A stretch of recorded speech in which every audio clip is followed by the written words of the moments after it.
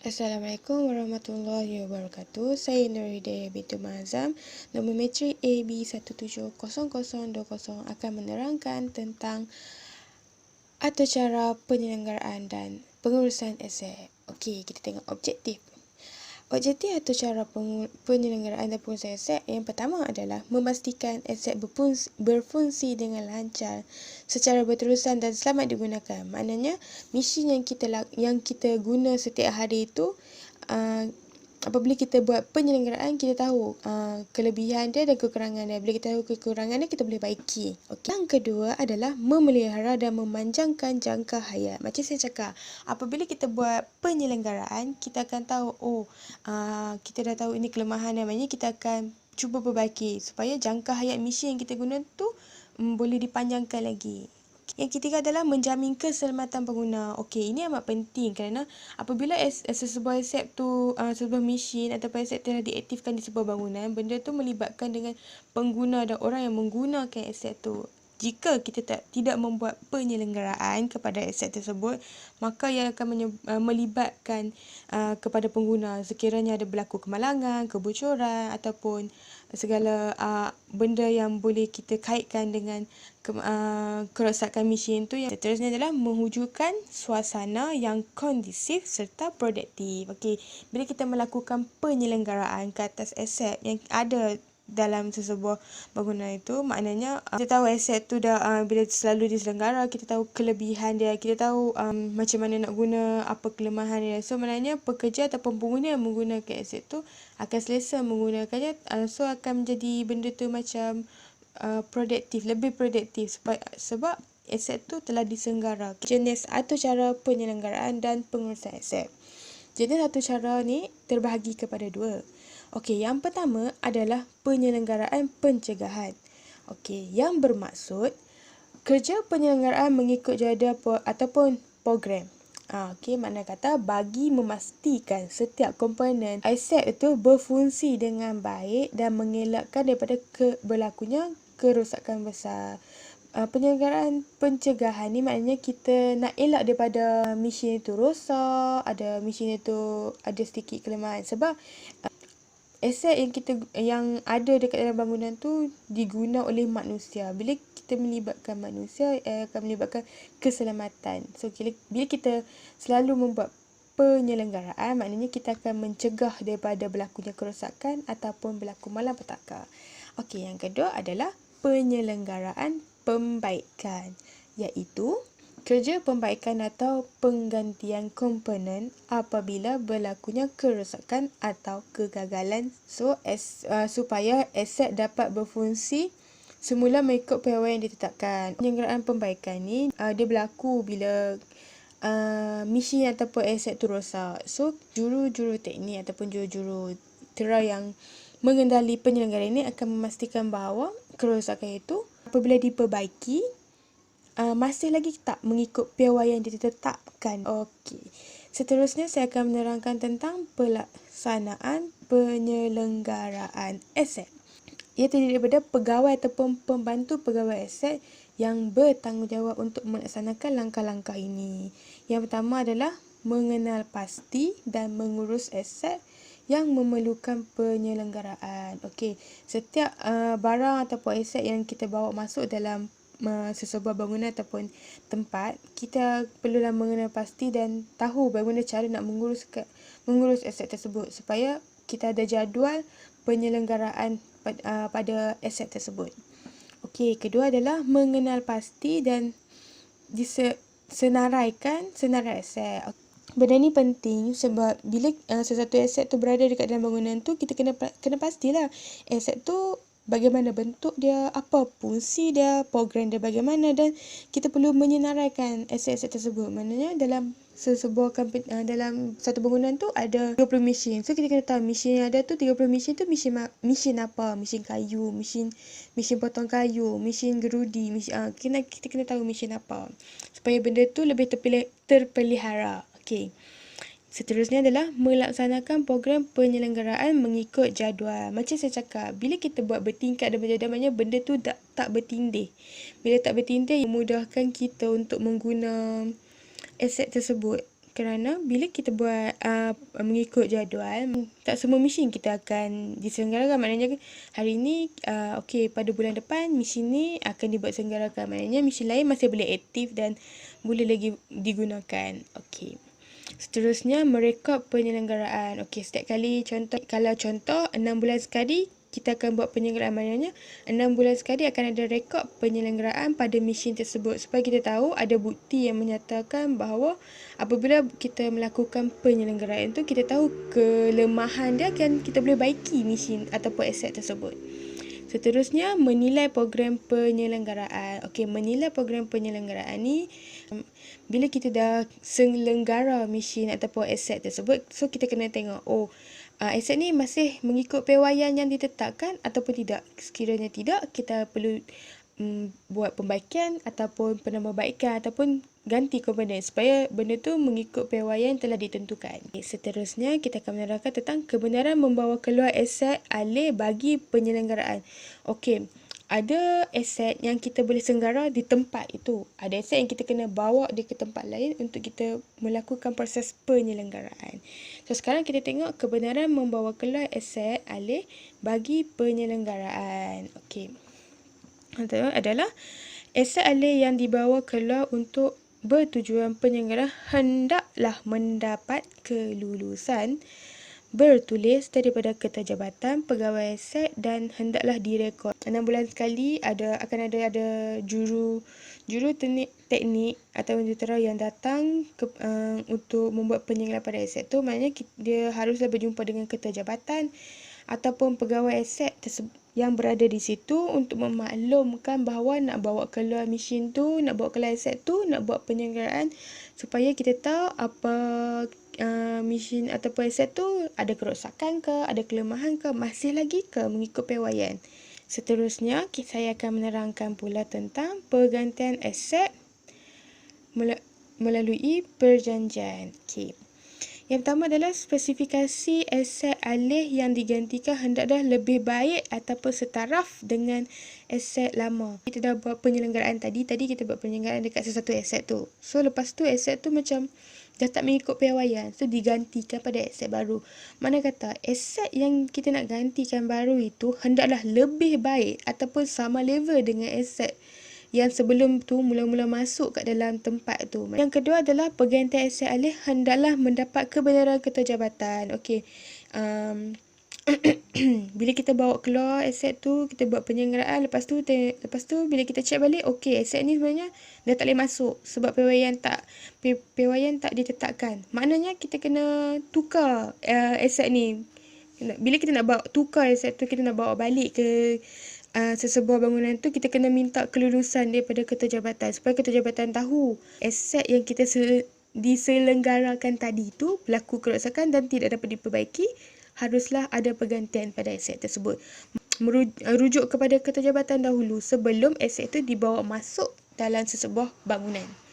Okey, seterusnya adalah aset alih yang lama hendaklah dilupuskan melalui kaedah serahan ataupun aset alih yang baru diterima hendaklah didaftar. Okey, aset yang lama perlu dihapuskan. Maknanya kita tak boleh nak biar dia dalam, macam contohlah kan di bangunan tu ada banyak mesin dan ada satu mesin tu tak digunakan, lepas tu ditutup dengan kain. So kalau begitu tidak boleh.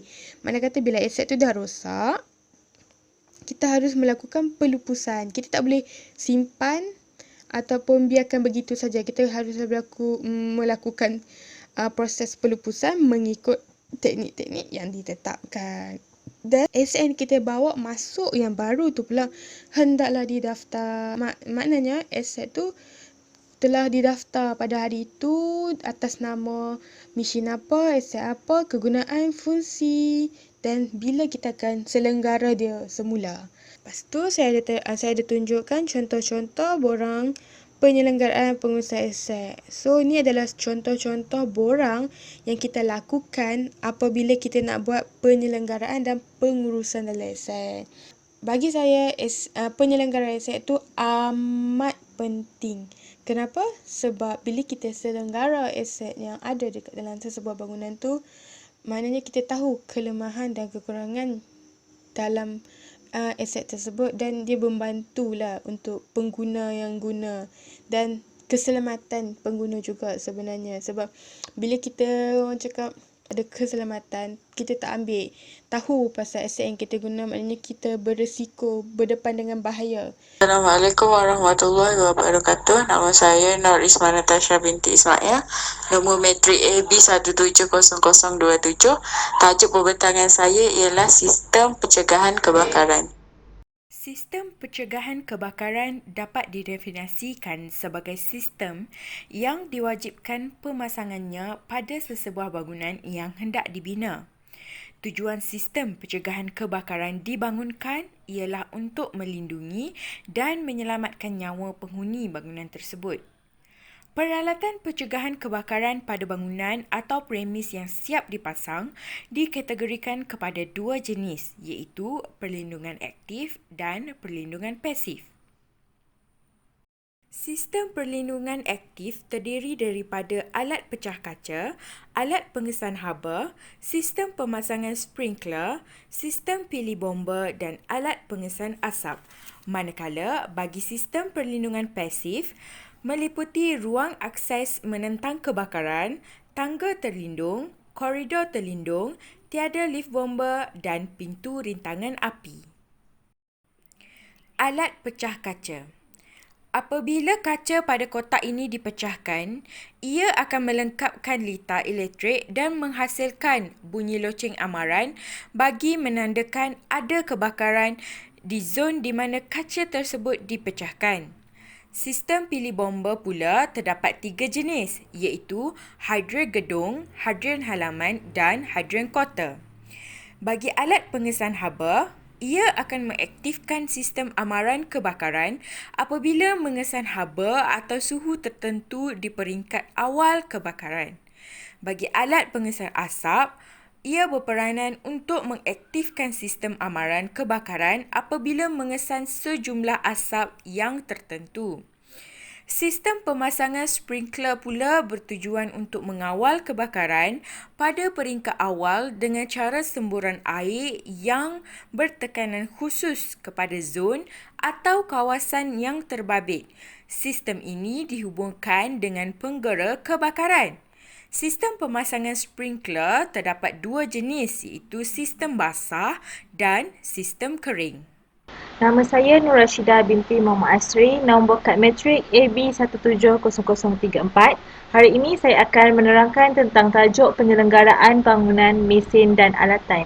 Okey, baiklah, sebelum saya terangkan dengan lebih lanjut, saya akan terangkan apa itu definisi penyelenggaraan. Penyelenggaraan ni adalah satu aktiviti yang dijalankan untuk memelihara, menjaga, mengendali dan juga mengawal selia bangunan, peralatan dan juga mesin. Penyelenggaraan ni sangat penting untuk menjamin keselamatan pekerja dan juga untuk membantu proses sesuatu pekerjaan tu supaya dia berjalan dengan lancar. Sebagai contoh mudah yang saya boleh bagi ialah aktiviti menyelenggara ataupun memeriksa dan membaiki kenderaan. Sebagai contoh, macam mana kita nak pastikan kenderaan kita tu dalam keadaan baik dan boleh digunakan tanpa ada masalah. Kita perlu sentiasa memeriksa minyak enjin dan juga tayar dan juga sebagainya. Itu adalah contoh kita menyelenggara. Antara keperluan penyelenggaraan adalah untuk menyediakan senarai aset. Yang kedua adalah untuk membuat perancangan.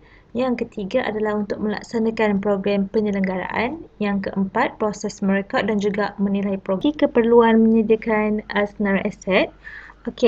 Setiap peralatan dalam sesebuah makmal ataupun bengkel ni perlu disenaraikan dan perlu dicatatkan bilangan aset yang ada supaya dapat memastikan peralatan ni sentiasa cukup dan dapat dikesan sekiranya berlaku kehilangan aset tersebut ataupun boleh dicatatkan berapakah bilangan yang perlu diganti baru bagi peralatan yang rosak. Dalam keperluan penyelenggaraan ini juga perancangan tu sangat penting. Sebelum kita melakukan penyelenggaraan, perancangan yang kita perlu buat adalah seperti menetapkan tarikh untuk kita lakukan penyelenggaraan supaya bengkel atau makmal itu dapat dikosongkan ketika penyelenggaraan dijalankan. Aktiviti perancangan ni penting untuk kita ketahui apakah tindakan yang perlu diambil sekiranya suatu peralatan ataupun mesin itu rosak. Seterusnya, proses program penyelenggaraan ini akan dijalankan selepas proses perancangan dibuat. Okey, bagi program penyelenggaraan ni, setiap peralatan yang rosak akan dibaik pulih, akan diperbetulkan supaya dapat digunakan semula. Setelah program penyelenggaraan tu dibuat, setiap apa yang diperbaiki ataupun diselenggara perlu direkod untuk kegunaan masa akan datang untuk dijadikan rujukan. Baiklah, keperluan terakhir dalam penyelenggaraan ni adalah untuk menilai program tu, menilai proses penyelenggaraan yang telah dijalankan sebelum tu. Maksudnya kat sini setiap apa yang telah diperbaiki, peralatan ataupun mesin yang telah diperbaiki akan dinilai semula. Adakah sudah berkesan kembali seperti asal dan boleh digunakan. Baiklah, seterusnya saya akan menerangkan tentang penyelenggaraan bangunan. Okey, penyelenggaraan bangunan ni adalah satu kerja yang dijalankan untuk memelihara ataupun memperbaiki setiap bahagian bangunan kepada standard yang boleh diterima. Suatu bangunan tu perlu mendapat kelulusan kebiasaannya sebelum digunakan supaya untuk menjamin keselamatan. Okey, antara kepentingan penyelenggaraan terhadap bangunan adalah untuk memastikan bangunan yang digunakan selamat dan kondusif. Seterusnya, mengekalkan sebuah bangunan dalam keadaan yang efektif yang boleh digunakan sebagai contoh daripada segi elektrik dan sebagainya. Seterusnya adalah untuk memastikan bangunan tu memenuhi keperluan undang-undang dan juga untuk memastikan bangunan beroperasi pada kecekapan yang maksimum tanpa sebarang masalah. Baiklah, seterusnya adalah kepentingan penyelenggaraan terhadap mesin dan juga peralatan. Okey, yang pertama adalah penting untuk memastikan aset tersebut berfungsi dengan lancar dan juga selamat. Okey, seterusnya adalah untuk mengurangkan perbelanjaan syarikat. Okey, kat sini kita boleh kurangkanlah kos syarikat apabila suatu peralatan tu selagi boleh dibetulkan akan dibetulkan, sentiasa diselenggara, diperbaiki. Jadinya tak perlu membeli peralatan yang baru. Seterusnya adalah dapat menjamin kebersihan peralatan. Semakin kerap diselenggara, semakin tahap kebersihan tu semakin dijagalah. Seterusnya adalah dapat meningkatkan keupayaan peralatan dan juga mesin. Dengan yang terakhir pula ialah dapat mengelakkan daripada berlakunya kerosakan. Okey, itulah pentingnya kenapa suatu peralatan tu perlu sering diselenggara. Suatu peralatan tu perlu sentiasa diselenggara ikut jadual yang telah ditetapkan. Yang terakhir ialah jenis-jenis penyelenggaraan. Okey, dekat sini saya senaraikan 6 jenis penyelenggaraan, iaitu penyelenggaraan berkala, penyelenggaraan semasa, penyelenggaraan mekanikal, penyelenggaraan kecemasan, penyelenggaraan pemulihan dan juga penyelenggaraan struktur.